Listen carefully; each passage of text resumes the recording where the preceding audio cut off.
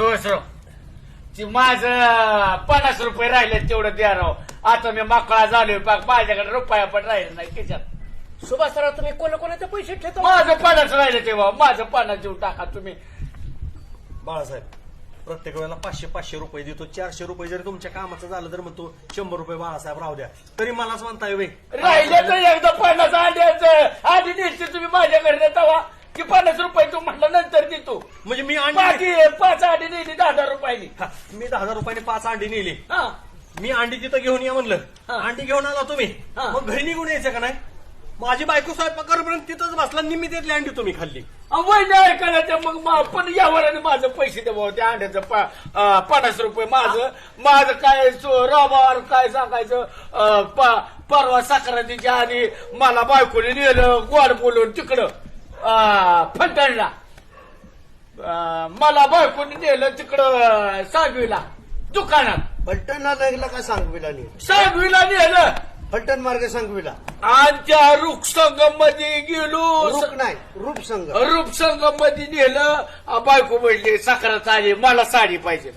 काय मी पण म्हणलं काय मिळतोय बाया तवा मी काय सुभाषराव का पाटील का रामभाऊ सारखा हलकट या.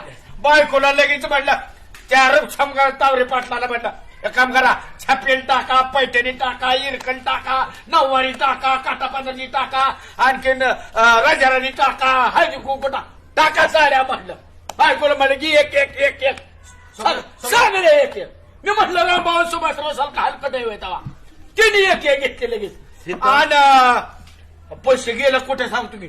आणि परत आलो तर म्हणली बया बया बया बया मला नाकातलं ती घ्यावं लागल म्हणलं. तिने माझ्या खिशात पैसे बघितलं तो बायकोनी माझ्याकडे पैसे आले ते 50 रुपये नाही ना येला काय हे बघा ह्यासाठी ह्याच्या घरी वाटत नाही.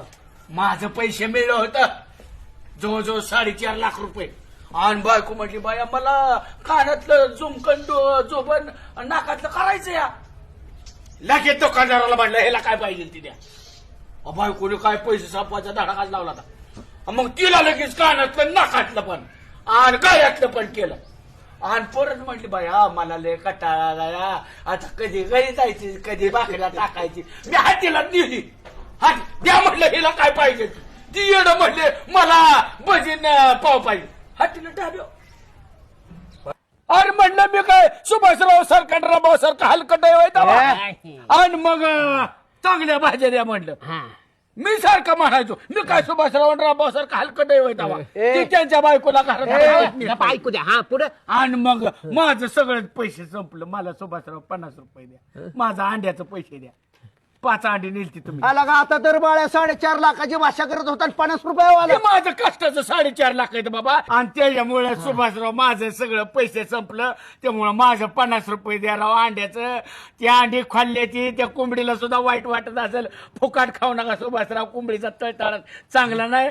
बाळासाहेब नमस्कार. मेहरबानच्या मातिकाला सांगितलं सुभाषराव आमच्या घरी जर सांगितलं असतं तर पाटीलने कशाला तांडव केलं असतं. चोपलं असतं सणासुदीचं. होय बहिणीला सगळ्या साड्या आणल्या हॉटेलला नेलं होय. आणि मी काय मग सुभाषराव रामभाऊ सारखा हलकट चला दुर्गा वहिनीला विचारू. कशाला बरं आम्ही तुमच्या देतो का विचारायला कशाला विचार. किती खोटा बोलतोय माणूस. वहिनी आल्या होत्या काल संध्याकाळी म्हणत होत्या भाऊजी तुम्ही कामाचं पगार दिला नाही त्यामुळे आमच्या घरात नीट साखरात तरी झाली का. मी म्हणलं वहिनी याला ऍडव्हान्स 2,000 रुपये दिला होता. छापील काठी पदराची राजा राणी हळदी कुको आणि नऊवारी इरकल सगळ्या घेतल्या होत्या. नाही नाही माझं पैसे मिळलं होतं.